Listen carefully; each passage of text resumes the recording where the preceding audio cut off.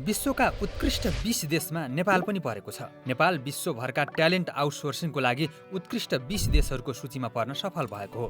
संयुक्त राष्ट्रसङ्घबाट मान्यता प्राप्त 193 देशबीच गरिएको यस प्रतिस्पर्धात्मक र्याङ्किङमा नेपाल 19औं स्थानमा छ। नेपालले कुल 100 अङ्कमा 79.65 अङ्क प्राप्त गरेको छ।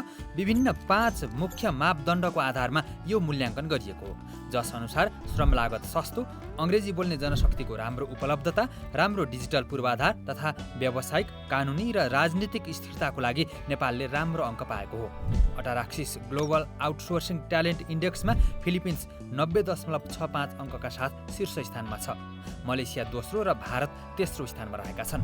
नेपाल 19औं स्थानमा रहनुले विश्वव्यापी बजारमा नेपाली जनशक्ति, विशेष गरी आइटी, डिजिटल मार्केटिङ, अकाउन्टिङ र ग्राहक सेवा जस्ता क्षेत्रमा प्रतिस्पर्धी बन्दै गएको सङ्केत गर्छ। यसले नेपाललाई अन्तर्राष्ट्रिय कम्पनीहरूको लागि रिमोट कार्य र आउटसोर्सिङको एक प्रमुख हबको रूपमा स्थापित गर्न मद्दत पुर्याउने सम्भावना देखिएको छ।